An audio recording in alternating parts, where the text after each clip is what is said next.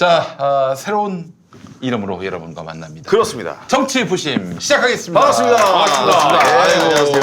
예, 안녕하세요. 반갑습니다. 반갑습니다. 예. 사실 저희가 이제 삼김쇼와 황금선박을 합쳤는데 그렇죠. 한 명을 퇴출했습니다. 아, 나가 떨어졌나요? 예, 그렇습니다. 예, 예.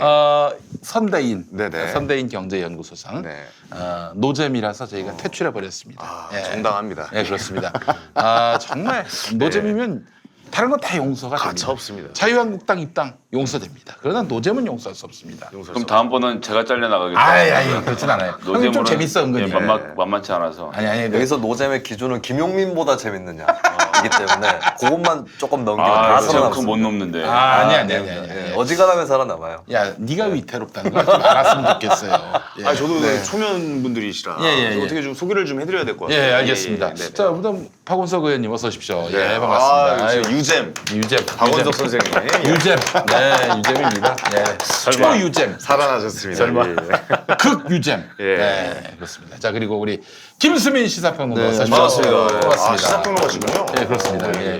전직 구미시 의원. 오. 네, 그렇습니다. 예, 예. 저분이 공천을 다 했어요. 그래요. 버닝썬에서 다 공천을 했습니다. 공천을 죄송합니다. 공천대회 그만할게. 다 들어가 있는 건가요? 예, 예, 심각하네요. 예, 죄송합니다. 아이고, 이 선대인의 노잼을 얘기하려다가 제가 도리어 또 노잼이 될 것 같습니다. 이 선대인 바이러스가 있네요. 아, 그렇습니다. 선대인 형이 만약에요. 네. 저한테 욕설 문자를 보내는 거 아닐까? 이 새끼야, 너 이것 때문에 날 잘랐지. 뭐 아니 이러면서. 지난번 방송 보니까 욕 잘하더라고. 그 차명진한테 욕을 보냈어요. 욕을. 응? 그리고 집에 가면서 나한테 전화했어요. 네. 진짜 나가도 될까 이러면서. 그저 욕한 거? 잘 나갔습니다. 네네. 자막까지 처리했는지 모르겠네. 예, 알겠습니다. 자, 우리 김성회 보좌관님 어서 오십시오. 반갑습니다. 예, 반갑습니다. 고맙습니다. 우리 김성회 보좌관님은 손혜원 의원실 보좌관이신데 저기 공천 허락받았어요. 됐나요? 네, 그렇습니다. 어디로 됐나요? 손혜원 의원이 목포 쪽으로 됐나요? 그렇습니다. 무소속으로 나가시기로 했습니다. 아, 예, 그렇군요. 예. 탈당을 빨리 해야 예, 되겠네요. 탈당을 빨리 하셔야 됩니다. 아직 권리당원입니다. 예. 아니 근데 저랑은 인연이 좀 있는 게 어떻게? 옛날에 좀 우먼스 플레이네 나오셔가지고 그렇지. 제가 신물나게 깠거든요. 예, 제가 김용민 브리핑에서 말하면 잘못했다가 예. 개까이도 까이고 그렇습니다. 예, 반성 방송 나가서 개까이드 까인 게 반가했죠. 뭐죠? 제가 형님의 개 아니겠습니까? 그렇지. 그냥 물었어요 제가. 예. 어딜 물었어요? 아니 뭐 허벅지 같은데요. 허벅지. 예. 낭심을 제대로 물려서. 아주 그냥 아작내렸다. 아작을 냈어요. 잘했습니다. 예. 그렇습니다. 자, 정치 부심, 이 절치 부심이란 말도 있는데 정치 이 유튜브 방송으로서는 부심을 가져도 될 만한 방송으로 저희가 한번 키워보고 싶습니다. 그래서 오늘 이렇게 대가들을 모시고 하나의 프로그램을 한번 조합해봤습니다. 자, 그래요. 우리 큰형님이신 우리 박원석 의원님 잘 내가? 이끌어주시고 밀어주시고 키워주시고 크기는 세워주시고 김용민 PD가 제일 큰데 왜 내가? 제가 머리에 든 게 없기 때문에 예. 아 형님 본격적으로 시작하기 전에 나 뭐 좀 한 가지 좀 여쭤볼 게 있는데 네. 그 주말에 왜 집회 있었잖아요. 예. 자유한국당. 근데 나는 뭐 태극기 뭐 성조기까지 이야기했는데 네. 이스라엘 국기는 뭐예요? 처음 봤어요? 나 처음 봤어요. 나온 지 오래됐어. 아 그래요? 이스라엘 국기는 그럼. 왜 있는 거예요 그러면? 그거는? 거기 나오신 분들이 교회 분들이 많잖아요. 아 교회 분들이 많아서 그래요. 근데 알고 보면 이스라엘은 또 유대교야. 그러니까요. 얘기가 안 되고 교회가 많다는 건. 이스라엘이 미국의 맹방이잖아요. 맹방. 그렇지 맹방. 그 그 이유지 뭐. 그래서 그냥 우방 국가다 해가지고 그냥 들고 그 나오고. 일장기 든 때도 있었어. 일장기요. 예, 이게 이제 한미일 네. 그리고 이스라엘까지 해서 이른바 확실하게 우방들, 맹방들, 그렇군요. 혈맹들 예. 이렇게 연결지으려고. 아좀 브라질 깃발도 나왔어요. 브라질이요? 네. 브라질은 왜 나왔죠? 그 잘 모르겠어요. 오. 미스테리입니다. 축구를 좋아하시는 분들이 나오는 나라가 커서 혹시 저기 뒷배로 두기 축구에서 위해서 호나우두 막 아니면 브라질도 여성 대통령이 탄핵되었다라고 하는 동병상련 때문에 아 그런가? 여하튼 브라질 국기도 나온 적이 있었어요. 그렇군요. 네. 그래서 이제 트위터에서 설문도 실시한 적이 있어요. 예. 그 다음 국기는 어디냐? 망 제 예상은 싱가포르. 싱가포르 네, 네. 왜? 싱가포르 하면은 뭔가 이 리콴유, 독재자, 이광유. 박정희랑 코드가 맞죠. 네. 필리핀도 나오겠네요 하나. 두테르테. 네. 뭐 이쪽으로 그럴 해가지고. 수도 있겠죠. 예. 네. 근데 저는 뭐 기본적으로 이스라엘 나온 거는 일단 뭐 힘의 원천 아니겠어요? 미국의 그 힘의 원천이 바로 이스라엘 유대교 아니겠습니까? 그러니까 저쪽하고 친하게 지내지 말고 북한에 대한 적개심으로 그 국기들이 나온 거예요. 딴 거 없어. 그래요. 그렇게만 보면은 앞으로 뭐 북한과 적대적인 국가의 국기는 다 나올 수도 있다. 이게 저의 생각입니다. 네네네. 예. 어떻습니까? 깊이가 다르지 않아요? 뭐 궁금증이 아주 그냥 정치 부심답게 예, 해결이 됐습니다. 네, 예. 그렇습니다. 네. 너무 믿지 말고 어디 가서 얘기하지 말고 믿겠어? 그냥 던져놓는 거지. 던져놓는 거. 예. 알겠습니다. 네네. 자, 그래요. 정치 부심 오늘 아주 신나게 한번 작을 펼쳐보도록 그러시죠. 하겠습니다. 자, 이현주 의원 탈당 얘기부터 한번 해보는 게 어떨까 싶습니다. 글쎄요, 뭐 오늘 기자회견 했다는데 네.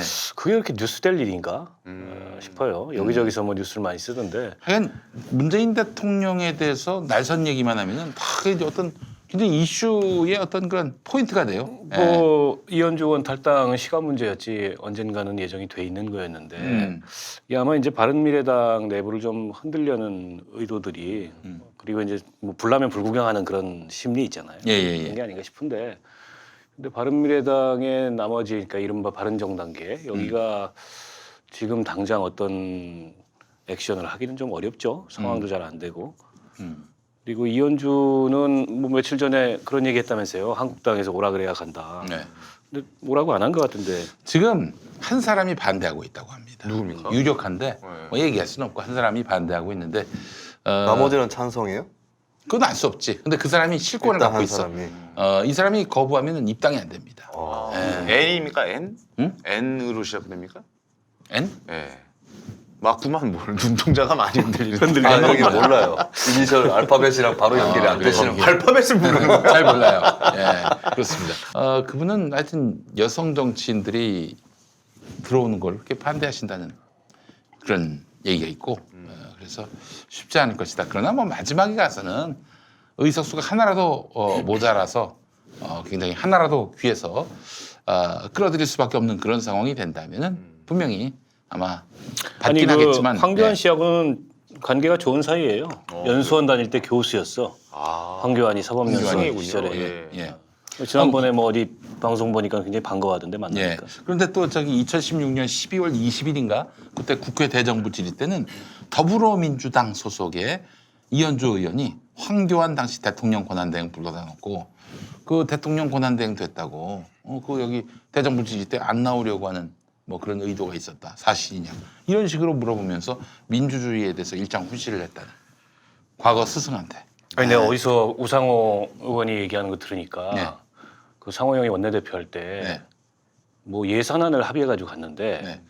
그때 법인세 인상안을 합의를 못하고 그러니까 이 정부 들어선 직후였나 아마 그랬던 것 같아요.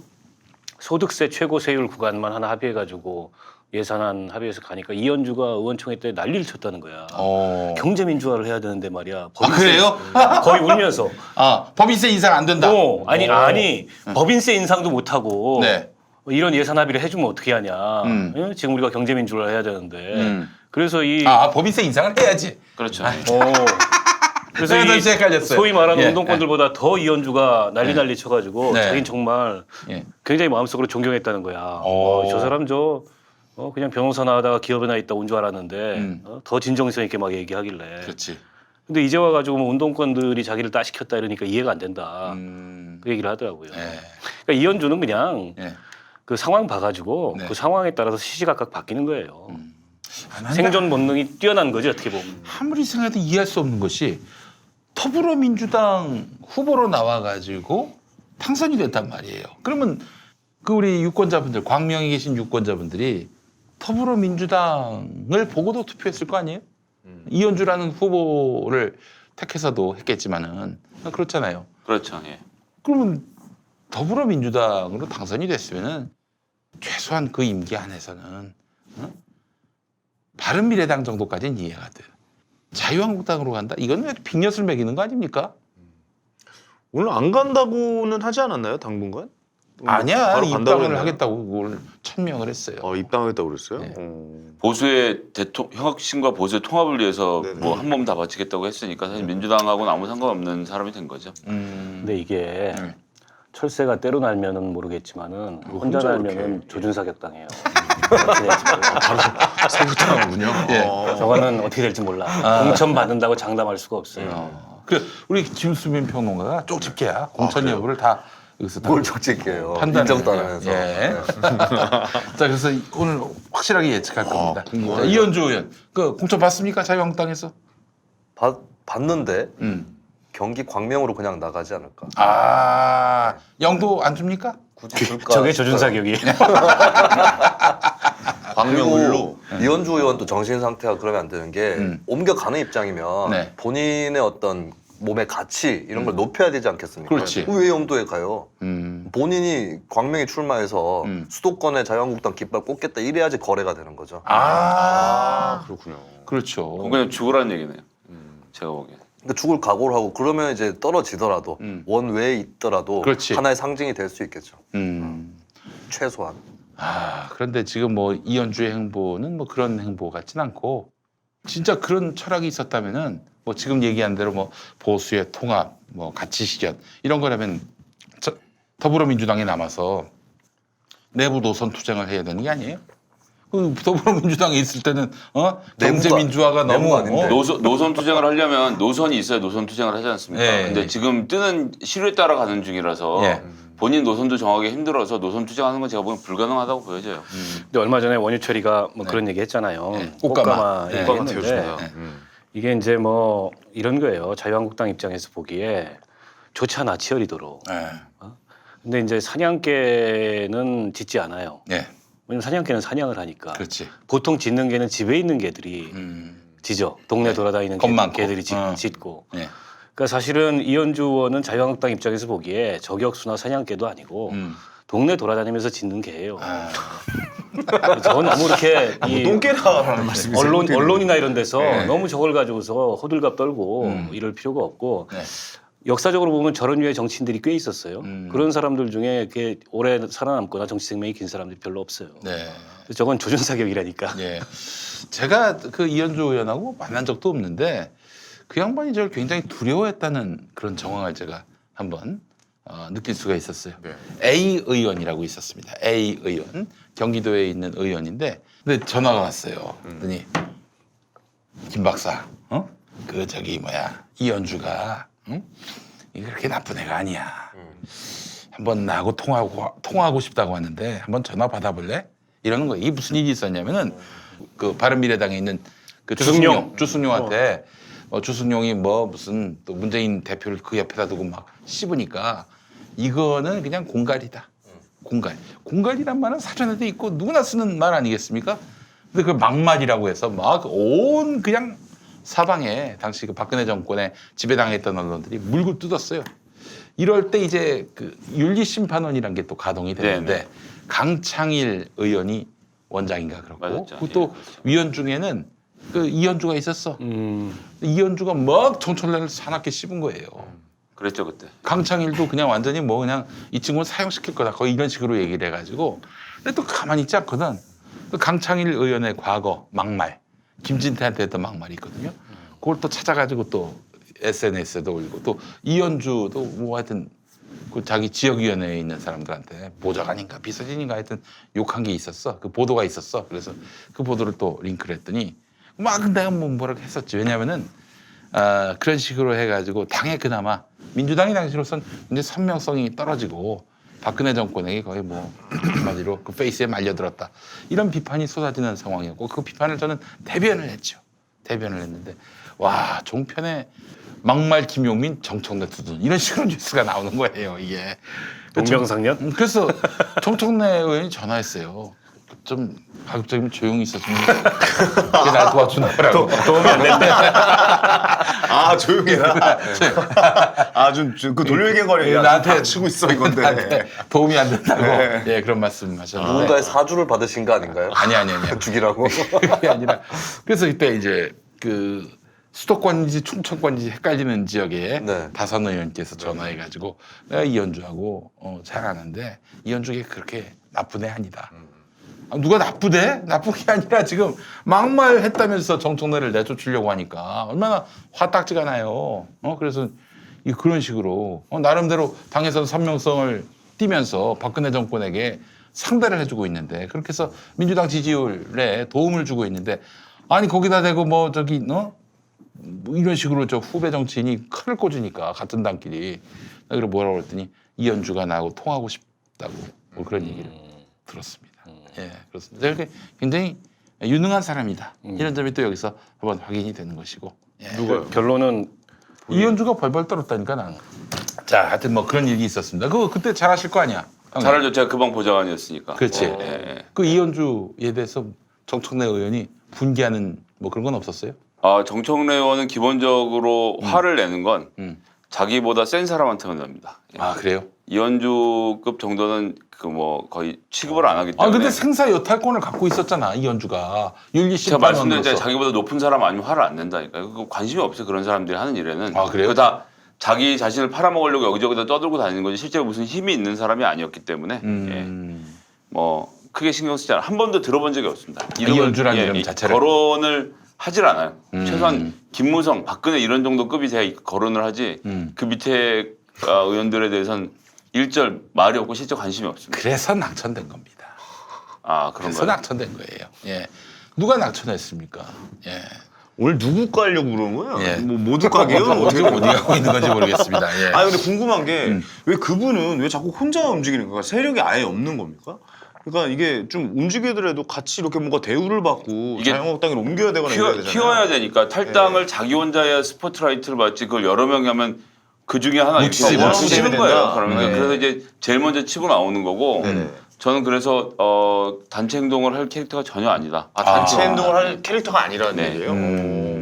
아니 그래도 뭔가 좀 이익을 얻으려면은 혼자 그렇게 가는 것보다 이렇게 바른미래당 그래도 그 자유한국당에서 온지 그 분들 많이 계시잖아요. 근데 오늘 오는 길에 라디오에서 이상돈 의원이 나와서 인지도 얘기를 하는데 자유한국당에 인지도 빅3 하면 만약 이현주 의원 들어가면 나경원, 황교안, 이현주 이렇게 될 거다. 그거 외에 누가 누구를 아냐 아무도 모른다라는 말을 할 정도로 이현주 의원은 하여튼 인지도가 높다. 그 의원님 말씀하신 것처럼 시끄럽게는 구는데 본인의 가치에 비해서 언론들이 너무 많이 다뤄주니까 지금은 이현주가 웃기만 해도 기사 나오는 거 아닙니까? 이렇게 되면 이런 국면은 사람이 자제를 할 수가 없어요. 뭐라도 뉴스를 만들기 위해서 매일매일 뭐라도 하지 않을 수 없는 상황이 되기 때문에 그러니까 어떻게 저는 보면 앞으로 계속 그렇게 할 거라고 봐요. 오늘도 이 시점에 이슈가 될 걸 알고 그 바른미래당의 결정이 나오자마자 바로 그러면 예, 한 저는 뭐 기자회견을. 그렇다고 봅니다. 예. 지금 이 노린 시점이 거예요. 그 자유한국당이 굉장히 민감해야 할 시점이에요. 네. 한국당 패싱으로 사당이 뜻을 모았잖아. 그렇죠. 그 자유한국당으로서 굉장히 그 열불나는 시점이었는데 이때 바른미래당에게 타격을 줄 수 있는 이현주의 탈당. 이현주가 얼마나 이쁘게 보이겠어. 예쁘게 보이기 위해서 그런 맥락에서 이 시점에 탈당한 것이 아니겠는가. 어때요? 예쁘게 보일 리가 없죠. 왜냐하면 왜요? 이현주가 자유한국당 예쁘게 보이려면 바른미래당 내부 투쟁을 열심히 하면서 바른정당 의원들하고 같이 세팅해서 팀워크를 발휘해가지고 끌고 나와야 됩니다. 그러니까요. 근데 저도 지 혼자 그거예요. 나왔잖아요. 네. 자유한국당에서 그렇게 매력 있지 않죠. 끌고 나오는 건 유승민 의원급이 되는 사람들이 해야 돼서 이현주 의원은 거기에 원오브댐으로 끌려가기 싫기 때문에 저는 먼저 나왔다고 생각해요. 근데 끌고 나오는 게 유승민 의원이 주도할 수는 없기 때문에 그 전에 말뚝이처럼 놀아줘야 되는 사람이 있어야 되는데 그냥 나가버린 거예요. 어허. 그리고 거꾸로 바른미래당에서 이현주 의원 싫어했던 사람들은 알더니가 빠진 것 같을 겁니다. 네, 그래서 그냥 혼자 튀기 좋아하는 의원인 것 같아요. 오늘 그 유여해 전 최고위원 얘기를 들어보니까 자유한국당에 들어가서 또 내부 총질할 거라고. 안 봐도 비디오라고. 이현주가. 시간이 지나면 그렇게 되겠죠. 예. 시간이 지나면 그렇게 되거나 공천이 뜻대로 안 되거나 내지는 공천되고 나서 당내에서 자기 존재감이 별로 없다. 뭐 이런 판단이 들거나 이게 지금 정치한 지 몇 년 됐습니까? 이제 7년 됐는데 19대 국회에 들어와서 당적이 몇 번째예요 벌써? 세 번째 정의당만 안 갔어요. 그러나? 그러네요. 다 돌아다녔네. 다음은 정의당이네요. 아씨 그건 너무 급격하게. 괜찮아요. 대한애국당 있어. 대한애국당. 우리는 당비가 비싸. 만 원이 한 달에. 그래요. 아니, 다 갔다고 생각했는데 안에 몇 개 있네요. 대한애국당 있어. 대한애국당도 있고 저기 거긴 갈만하다. 예. 저는 이현주가 만약 공천 못 받으면 같이 컷오프된 사람들 끌고 대한애국당 가질 수 있지 아니, 않을까. 마지막 하나 더 있다. 네. 녹색당. 있다. 녹색당. 녹색당은 더더욱 힘들죠. 예. 정의당보다 더 힘들죠. 예. 그렇습니다. 아니 그 유승민은 그럼 앞으로 어떻게 할 것 같아요? 지금 이현주나의 자유한국당으로 왔단 말이죠. 그러면 적어도 유승민은 한동안은 자유한국당으로 돌아가는 그 선택지는 쓸 수가 없는 거예요. 그렇지 않아요? 그렇게까지 하겠습니까? 근데 나는 사실은 유승민 의원이 네. 유승민 전 대표가 이 국면에서 제일 이해가 안 되는 사람이에요. 예. 그러니까 뭐 여전히 개혁 보수 정당으로서의 자립 자강을 얘기하는데 그 개혁 보수 정당으로서 자립 자강을 하려면 선거제도 개혁을 안 하고선 불가능해요. 그거는 우리가 이제 오랫동안 해봐서 알아. 제3정당을.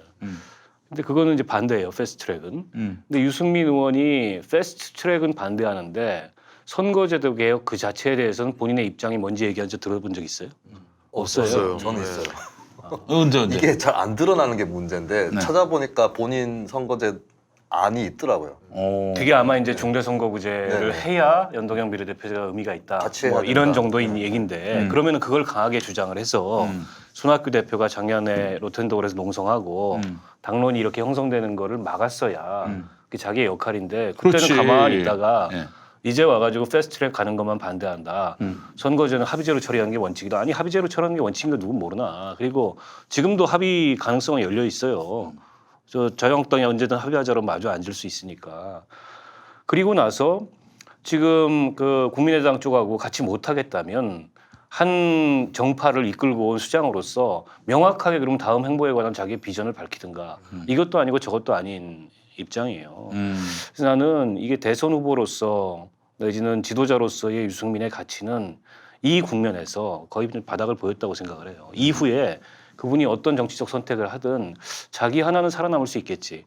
그러나 주변에 무슨 덩어리를 형성하기는 어려워졌다. 이미 그 유승민 의원을 따라왔던 사람들 중에 다 돌아가고 제일 가까운 사람이 없다. 누구였냐면은 조혜진 의원이에요. 아 그래요? 그 조혜진 의원이 19대 국회 훨씬 전부터 유승민 의원의 최측근 중에 한 명이었어. 그 정치 노선도 비슷하고. 네. 근데 그분은 진작 갔잖아요. 아 그래요? 자유한국당으로.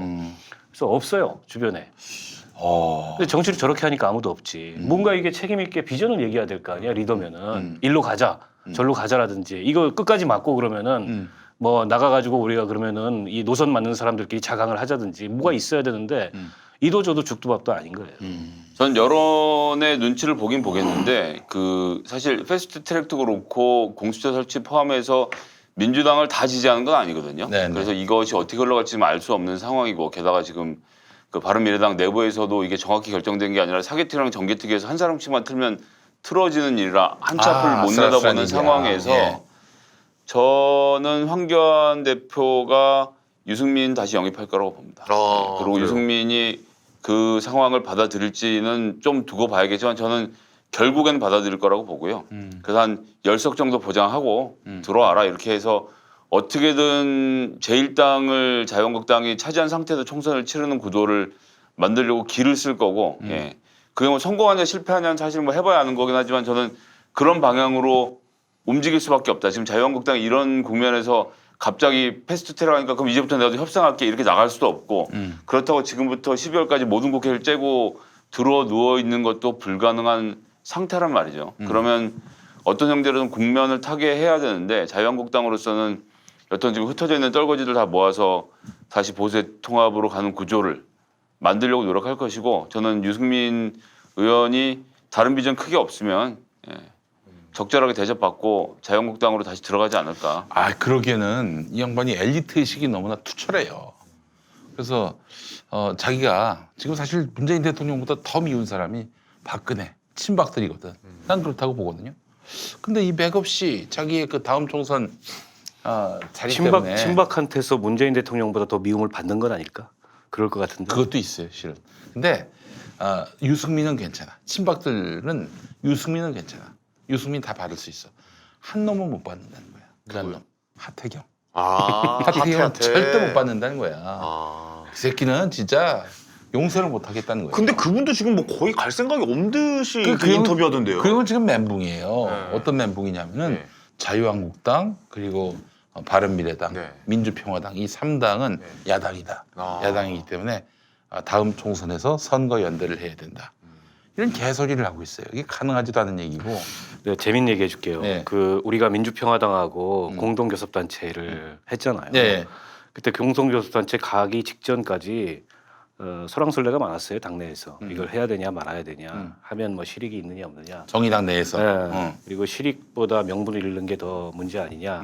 또 이제 지방선거가 앞두고 있던 시점이었으니까 오히려 우리 호남에서 선거 전략이 안 나오는 거 아니냐. 뭐 기타 등등 여러 얘기가 있었는데 아무튼 심로 두 분이 종합적으로 판단을 해볼 건데 가도 우리가 특별히 잃을 건 없다. 이래서 가기로 했어요. 딱 발표하자마자 제일 먼저 나한테 전화 온 사람이 누군지 알아요? 누구요? 하태경. 우리랑도 이제 좀 잘해보자고. 오, 하태경이. 네. 난 너무 웃겼어. 네. 우리랑 뭘 잘해보지?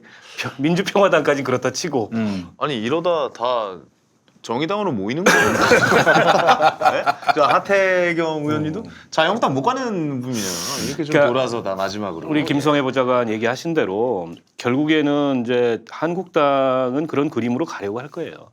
근데 이제 시점은 당장은 아니고 왜냐하면 어쨌든 뭐 중도 확장하려는 제스처라도 취해야 유승민이 그걸 붙잡고 들어갈 명분이 있는데 지금은 어쨌든 광장으로 모여 네. 태극기들 다 모여 이런 국면이기 때문에 지금 못 가요.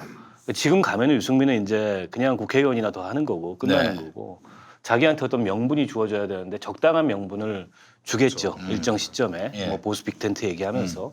근데 그렇게 가도 그 자기만 가는 거예요. 음. 그렇게 들어간 유승민의 리더십을 인정하고 그 주위에 누가 사람이 모이겠냐고. 내가 보기엔 그건 이제 황교안이 어떻게 보면 좀 뭐랄까 포용을 하는 모양새로 거기에 끌려 들어가는 건데. 예. 그러니까 이제 대선 후보로서 네. 뭐 차기 대권 주자로서의 리더십은 완전 밀리는 거죠. 뭐. 이 국면에 예. 바른미래당 오면서부터 바른정당에서 바른미래당 오면서부터 점점 희미해져 가지고 이제는 거의 끝났다 이렇게 봅니다. 국회의원직이냐 아니면 대통령 후보직이냐 이 지금 사실은 유승민은 이 선택의 기로에 서 있는 거예요. 그러니까 소리를 추구한다면 황교안 품에 안기겠지. 그러니까 큰 이익을 바라본다면은 어렵더라도 고되더라도 좀 외로운 길을 택해야 하는. 그렇잖아요. 아니 저기가 지금 10명쯤 되는 거 아닌가 유승민 11명이죠. 둘레에 예, 현재? 11명. 예, 10명이면 많은 거지. 그렇죠. 그런가요? 그걸 가지고 일어서겠다는 결의가 있어야 하는 거지 제3정당은. 10명이면 많다고 봐야 됩니까? 어떻게 해야 됩니까? 많죠. 많은 건가요? 그럼 옛날에 엄청 많죠. 이제 열린우리당 네네. 고 이제 17대 국회 때 그때 이제 민주당 새천년 민주당이죠. 그 10석이었는데 와 뭐 그냥 20석 30석 가까운 그런 존재감을 보였어요. 그래서 나중에 조순영 씨라고 그분이 서울 성북에 나와가지고 당선됐던 거 아닙니까? 미스터 보궐선거에서. 쓴소리 아닙니까? 그렇지. 예, 예. 보궐선거에서 그랬었던 상황이었는데 뭐 의석수는 적더라도 존재감을 보이는 우리 저 정의당 같은 경우 보니까 리얼미터 최근 조사에서 7.4%당 지지율 그거 좀 떨어진 거야. 떨어진 거예요? 그거 전주에 9점 몇 퍼센트 나왔는데 하필 떨어진 거지. 7.4%만 놓고 보면은 자 이번에 그 저 여야 그 사당이 선거제도 개편한 거 따지면은 100% 연동형 비례대표제로 가면은 한 21석은 보장해줘야 되는 거 아닙니까? 100%는 아니고 이제 50%만 적용하기로 했으니까. 그러면 자 그럼 보겠습니다. 지역구는 예를 들어서 뭐 지금 있는 지역구 2개에다가 우리 박원석 의원님 되셨다고 쳐요.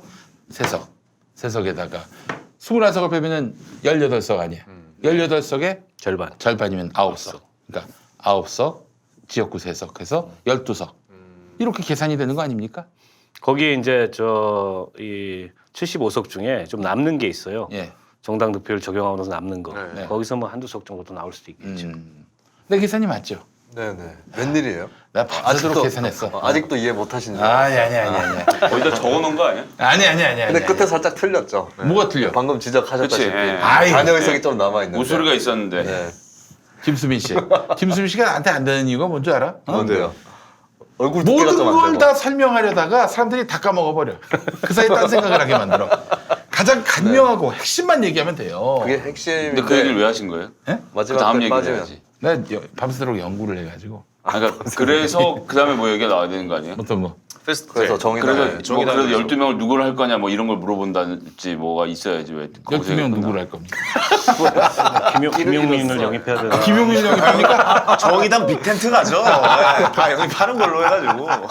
김용민을 영입하면 비례대표제에 대한 혐오가 안 그래도 국민들이 비례성을 강화하는 건 좋은데 내가 뽑지 않는 비례대표는 싫어 이런 여론이 강하잖아요. 비만인을 예. 대표할 겁니다. 제가 비만인을. 네, 이러다 미국식 선거제도로 돌아가는 수가 미국식 있어요. 선거제도가 뭐예요? 비례대표제 없어지는 거예요. 예. 근데 이게 통과가 되려나 모르겠네요. 이대로 안 갈 수도 있잖아요 지금. 이대로 안 갈 수도 있고. 소선거구제로 지금대로 갈 수도 있는 거고. 한국당이 버팅기다가 적당한 시점에 좀 고치자고 나올 수도 있고 본회의에서 여전히 녹록치는 않아요. 왜냐하면 지역구를 28개를 줄여야 되거든. 그렇지. 근데 지역구 28개 줄이면 이제 당장 줄어드는 의원들 같은 경우에 막상 닥치면 지금은 이제 당론에 눌려가지고 조용히 하고 있는데 마지막에 본회의장에서 보팅할 때 그때까지 봐야 돼요. 아 근데 그때까지 봐야 되고. 이게 인사 투표 아니고서는 모든 투표가 누가 어디다 표결 했는지 다 아니, 나오잖아요. 물론이지. 물론인데 2판 4판 뭐 그때 가서는 뭐 죽느냐 사느냐 이런 문제가 되면 그치, 사람이 지역구가 어떻게 될지 없어지고 몰라요. 근데 그렇게 해서 당론을 어겨가지고 예를 들어서 나가리 됐다. 그러면 그 사람 공천받을 수 있을까요? 못 받지. 그러니까 아니 저는 궁금한 게 의원님 이 선거구제 이제 바꾸는 거를 왜 당장 다음 선거서부터 적용이 돼야 돼요? 다 다음 걸 바꿔야 되는 거 아니에요? 원래대로 하려면? 아니 네. 전부터 바꿨어야 했을 거예요. 아 그러니까 전부터 바꿔서 이번 거는 적용하지 말고 그 다음 거를 적용하면 좀 쉽게 바꿀 수 있지 않을까요? 이거 지금 당장 4월달에 지금 선거제를 바꾸어버리면은 내일도 못 믿는데 다 다음 선거를 어떻게 믿어 서로 간에. 아니 그래야 좀 수월하게 바꿀 수 있지 않을까 뭘 싶기도 수월하게 해요. 바꿔? 네? 누가 그 다다음 선거 룰을 그렇게 그 사이에 한 그러니까. 번 더 바꾸죠. 아니 너무 이게 너무 그 사이 앞에 있는 걸 선거를- 바꿔버리니까 이게 혼란스러운 것 같아요. 되게. 선거를 그 사이에 한 번 더 하니까 네. 그 새로운 구성으로 또 바꾸려고 하겠죠. 아니 어쨌건 어차피 이게 바꿔요. 330일 아니에요 최장? 그러니까 줄이면 한 270일까지는 줄일 수 있을 것 같더라고. 네네네. 뭐 200일까지도 줄일 수 있다는데 안건조정위원회 그 안건조정 신청을 안 할 것 같아 자유한국당이 그냥 180일 흘러가도록. 그럼 법사위 90일은 가야 되고 거기가 위원장이니까. 근데 문희상 의장이 법사위 끝난 다음 날 해도 270일이에요 이게. 그래서 상당 시간이 남았기 때문에 어찌됐든 한국당이 뭐라도 물고 들어오게 해야죠. 뭐라도 물고 들어오게 해야 되고. 이대로면은 이제 한국당 내부에서도 슬슬 야 이대로 가다가 거기도 많이 줄어요. TK가 지역구가 한 그렇지. 7, 8개 줄어. 아 너무 다행이다. 거기 이제 진짜. 뭐 난리들 날 거고 네. 하니까 이 어쨌든 지역구 의석수라도 안 줄도록 뭔가 이게 좀 조치를 취해야 되는 거 아니냐 자, 이런 여기- 얘기들이 나올 수 있어요. 여기서 잠깐 딴 얘기. 유승민은 다음에 TK에 나올까요? 아니면 수도권에 나올까요? TK 나오겠죠. 그래도. TK 대구 동구 예. 지역구. 바른미래당 내에서는 수도권으로 와야 된다는 의견이 있는데 본인은 한사코 지역구를 출마하겠다고 얘기한대요. 근데 지금 10석의 의원들 상당수가 아마 수도권일 거예요. 오신환도 그렇고 이혜훈도 그렇고 당장 생각나는 사람들이 그러한데 근데 수도권에 유승민이 안 오고 TK에 남는다? 그 수도권에서 저는 누가 일단 당선되겠어요? 내년 총선에 바른미래당 간판 걸고 그렇게 이 선거가 치러질 가능성이 거의 없다고 보기 때문에 예, 그런 예상 자체가 지금으로서 좀 어렵지 않나 싶어요. 예. 자유한국당으로 만약 들어간다 쳐도 TK에 나온다면 못 나가게 하지 않을까요? 딴 데 그 수도권으로 가라. 뭐 그 안에서 그렇게 근데 나가지 이제 않을까요? 이 유승민 정도의 몸값을 가진 사람이라면은 일단 공천은 보장해주고 모셔와야겠지. 근데 지금 대구 지역 자유한국당 분위기는 돌아오는 거 오케이인데 수도권에 나가라요. 그렇죠. 약간 그런 분위기인 것 같아요. 그럴 수 있겠죠. 예, 예. 왜냐하면 TK는 안전빵이니까 한 명이라도 자기 식구들 더 저 배치하고 칼을 싶어 할 빼야겠죠. 거고. 예. 근데 유승민은 수도권에 와도 뭐 경쟁력이 없진 않아요. 그 정도의 스펙이면은. 그러나 이제 본인이 어떻게 하려는지가 문제죠. 네. 종로 이런 데 나가보는 건 어떨까요? 아예 정치 1번. 강남 서초 나오면 뭐 틀림없이 된다고 봅니다. 강남은 유승민. 그건 뭐 대구 경북이나 마찬가지로 그런 데는 못 나가고 그렇죠, 예, 정치적 상징성이 있는 민주당 인물이 자리를 잡고 있는 데로 가야죠. 예. 최소한 그 정도는 붙어줘야죠. 어디로 예상하세요 그러면? 그렇게 생각을 하는데 마땅히 서울에 정치적 상징성 있는 민주당 인물이 별로 없네요. 미형님 재밌는데요. 네. 은근히 재밌어요, 예. 형님. 아니 무표정으로 얘기하니까 재밌네. 아니, 귀를 기울였다가 무슨 소리 하나 했는데 방금 뭐 이정 몇 명을 디스하고요. 정세균부터 시작해서 아니 거기는 본인이 모시는 의원까지 다 거기는 디스했어요. 황교안 대표가 나오니까 안 되고 그리고 유승민이 예를 들어서 정청래 의원이랑 마포울에서 붙겠다 이러면 붙어도 지는 데다가 네. 하는 동안 기스가 너무 많이 날 거니까 안 어떻게 되고. 알아요? 예? 어떻게 알아? 또 어떻게 알아? 그 어디로요? 유승민이 마포울에서 질 거라고 어떻게 장담해? 내가 3,200만 원까지 걸어볼 수 있어. 그래요? 그래요? 오. 마포는 안 돼요. 그냥 그 무슨 그건 정청래가 잘해서 안 되는 게 아니라 네. 그냥 안 돼요. 인구 구성이 안 돼. 아니 그래도 강현석이 한 번 됐었잖아요. 그거 그때하고는 또 완전히 다르고 그때는 정청래 의원이 결국 문화일보로부터 4천만 원 언론사한테 4천만 원 받는 거 쉬운 일 아니에요. 그런 일이 교감 없었어요. 욕하고 딱이 때렸다고 소문이 나고 그랬어요. 그렇게 된 것이 있어서 예. 그것을 제외하고 놓고 보면 특히나 상암동 일대가 네. 지난번에 민주당이 70% 먹었어요. 그래요? 요즘 서울 시내에 70% 먹는 데가 어디 있어요? 없지. 예. 그래서 그거는 게다가 정청래 원장이고 손혜원 의원이 나가서 그랬던 거거든요. 그래서 마포는 토양 자체가 네. 좀 어려운 동네고 근데 말씀드렸지만 좀 상징성이 있는 인물하고 붙어야 되는데 추미애 대표 가려니까 거긴 이미 저기 누가 있잖아요. 누구였지? 오세훈. 뭐 이렇게 있고 뭐 어디예요? 어디에? 광진에서 광진, 예, 뭐 이제 그런 구도가 있기 때문에 여튼 서울에 오면 서울에서 그 좀 이름 있는 사람 붙어야 본인 대권으로서의 주자로서의 의미가 있겠죠. 뭐 중구로 나가든가, 예, 뭐 최소한 그런 정도. 서대문 어떻습니까? 우상호 의원이랑. 예, 뭐 예를 들면 이제 그런 그럼 빅매치 하는데 형사가 되겠죠. 아마 유승민 의원은 머릿속에 자기는 우상호보다 위다 이렇게 생각할 거예요. 그럴 수 있겠다. 그분은 예. 이제 자기 지역구 원래 지역구 아니고 다른 데 나간다. 그러면 상대의 격을 보는데 자기는 거의 뭐 대통령보다도 더 하이 클래스라고 생각을 하기 때문에 아마 상대 후보자가 자기 격에 맞지 않으면 안 나올 수도 있어요. 예. 전 그런 무서운 엘리트 의식을 갖고 있는 분이라고 생각을 합니다. 맞죠, 의원님? 뭐 어쨌든 뭐 밥 안 먹기로 유명한 사람이니까 그러니까 자기하고 혼밥하기로. 격이 안 맞으면 밥을 같이 안 먹어 절대. 그래서 사람이 없는 거야. 그 사람 주변에 인물들이 안 모여. 저는 국회의원인데 혼밥하는 건 좀 이해가 안 갑니다. 그 정도 일을 하는 사람이면 식사 약속 잡다가 다 꽉 찰 것 같은데. 의원들이랑 밥을 안 먹는다는 거지 뭐 꼭 혼밥은 아닐 수도 있겠죠. 기자라든지 뭐 먹을 텐데 의원들하고는 그게 이제 자유한국당 내에서 나온 얘기예요. 의원들하고 밥 안 먹기로 유명한 사람 몇 명 있잖아 우리. 또 심재철. 저는 그것도 이해가 잘 안 갑니다. 같은 의원끼리 먹으면 되게 마음 편하거든요. 예, 저도 기초의원 할 때 막 네. 자유한국당 의원이랑 무소속 민주노동당 막 다 섞여가지고 예, 한 패거리 돼서 얼마나 기분 좋아하는지 몰라요. 약간 예, 그런 우리끼리는 건가? 알아. 애환을 지역구에서 다 주민들한테 혼나고 이런 얘기하면서 유승민이 유승민이 그런 얘기들 얼마나 화가 나겠어. 어디 무슨 기초의회 의원들 밥 먹는 거하고 나를 비교를 해. 그게 그 무서운 형이야. 정신 차려야 돼요. 아니 난 약간 그런 생각이 들 수 있을 거라고 생각한 게 뭐냐면 내가 너랑 밥을 먹어? 약간 이런 느낌인 거예요 그러면? 네. 난 너랑 같이 겸상 안 해.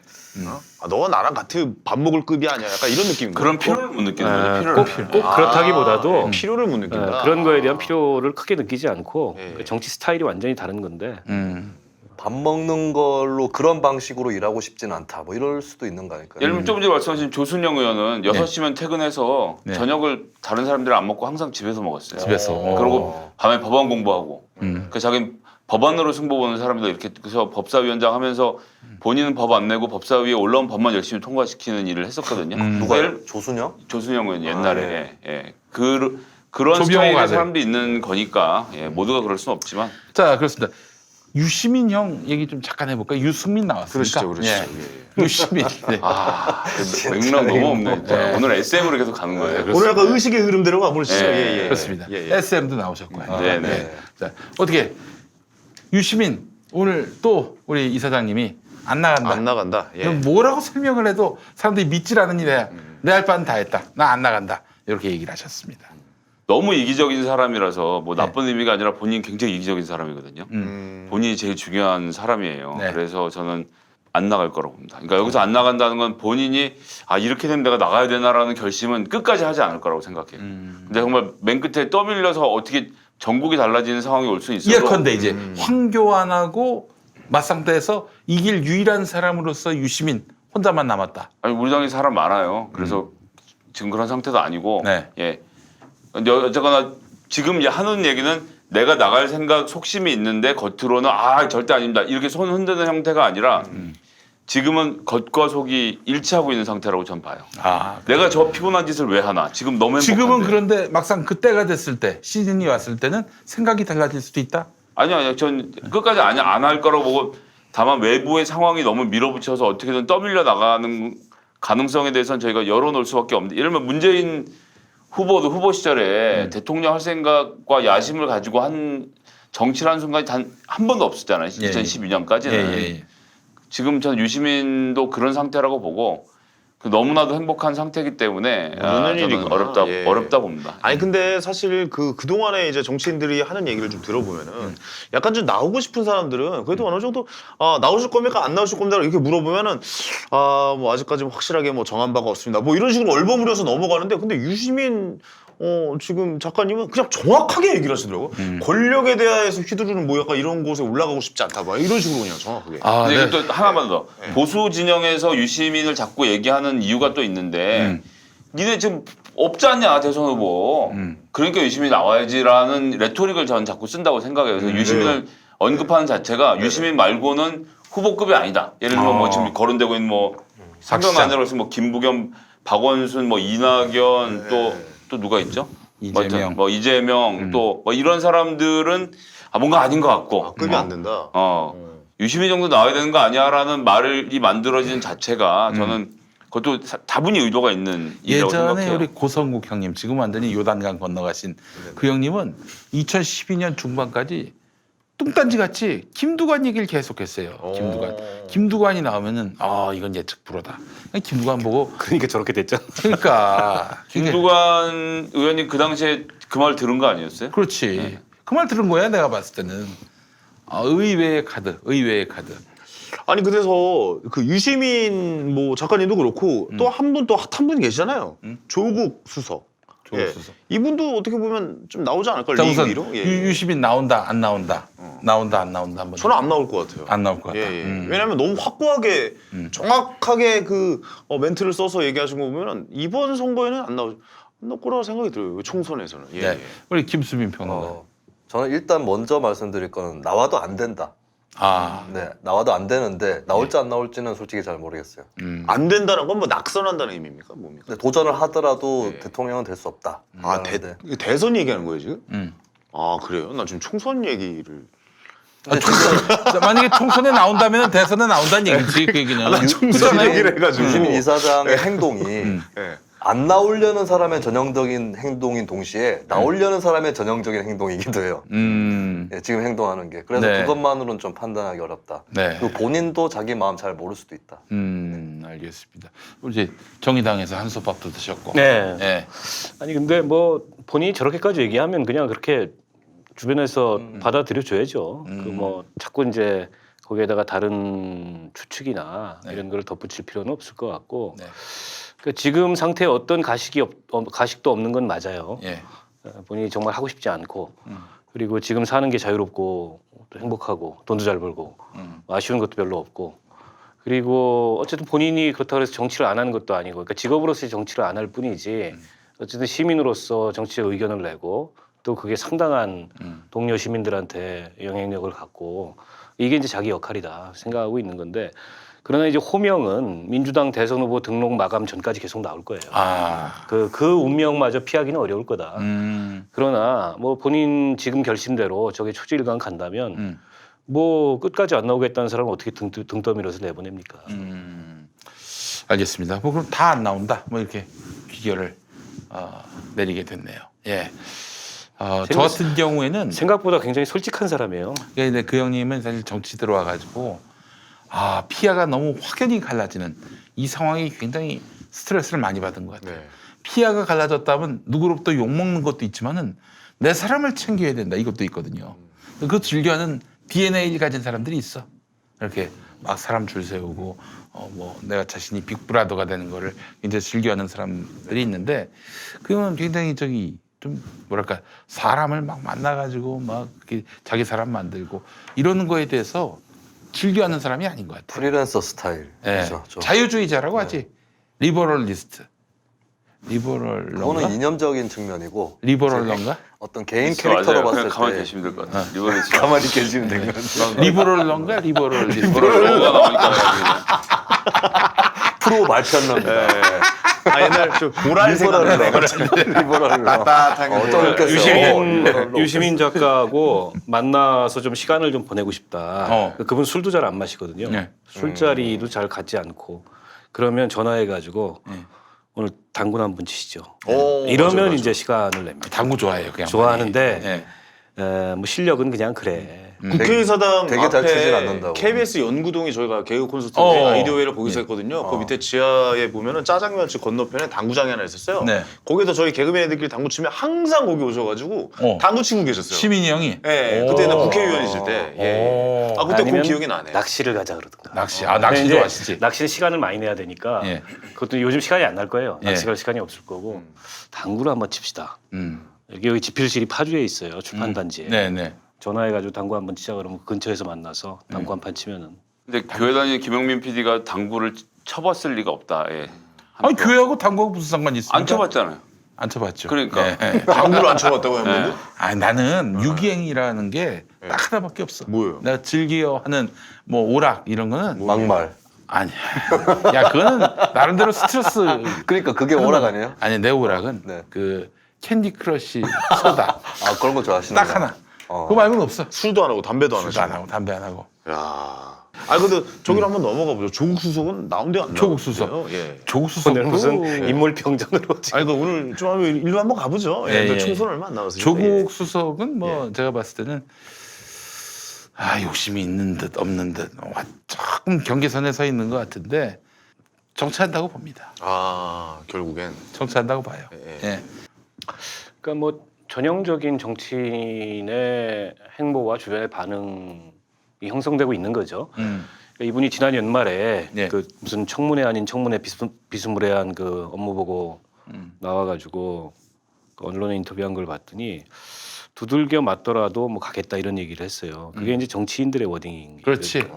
청와대 참모가 그런 얘기 굳이 할 필요가 없는데 근데 이제 시점이 이번 총선이냐는 잘 모르겠어요. 그러니까 민주당의 필요로 보면 네. 이번 총선인 건 맞는데 그렇죠. 근데 본인으로서는 굳이 이번 총선이 급할 거는 없다 이런 판단을 할 수도 있고 또 이번 총선의 PK 선거 판도가 조국 수석이 내려간다 그래서 획기적으로 달라질까? 이대로 가면은 별로 그럴 것 같지 않아요. 예전에 그랬잖아요. 그 2006년에 지방선거 때 서울시장으로 강금실만 나오면은 이건 뭐 확실하다, 필승 카드다. 그랬었잖아요. 그래서 이게 그럼 리스크가 있다는 얘기거든 그 예. 얘기는. 근데 그런 뭐 본인이야 당선될 수도 있겠지만 뭐 본인만 당선되자고 이번 총선에 뭐 배팅을 하기에는 좀 그렇고. 그래서 그런저런 점들을 예. 다 이제 고려하지 않을까 싶은데 한편으로는 학교로 돌아가고 싶은 마음도 있을 거예요. 원래 교수들이 좀 그렇거든. 네네네. 그러니까 이제 교수직을 정치의 발판으로 생각하는 사람들은 그렇지 않은데 네. 그게 아니고 서울대 로스쿨 교수가 초선 국회의원보다 훨씬 나아. 그리고 이 이른바 이제 뭐 그 우리 사회의 네. 어떤 여론 권력이라는 측면에서도 뭐 초선 국회의원보다 더 나아요. 거기 또 인재들이 많고 또 이러니까 양성하는 목적이 또 있겠군요. 예. 저는 그 당내에서 안 나간다고. 안 나온다. 봐요. 예.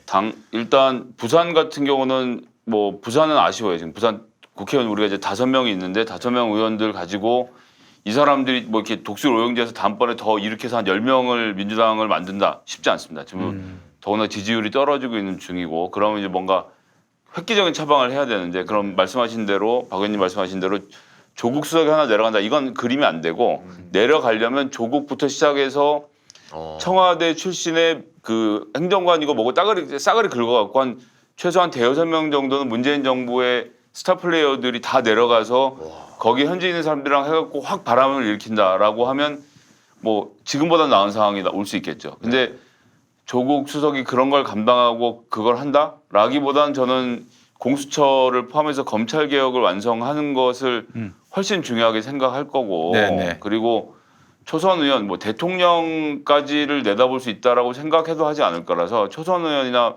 재선 의원을 하려고 국회에 들어올 가능성은 높지 않은 것 같아요. 그리고 그 총선 출마는 곧 대선을 출마를 염두에 둔 거기까지 것이다. 갈 건데 근데 안 갈 것 같은 캐릭터라는 거고 제가 몇 차례 뵙기도 하고 이렇게 미국에 있을 때 말씀 한번 드렸지만 그렇지. 강연에 초청도 하고 해봤는데 예.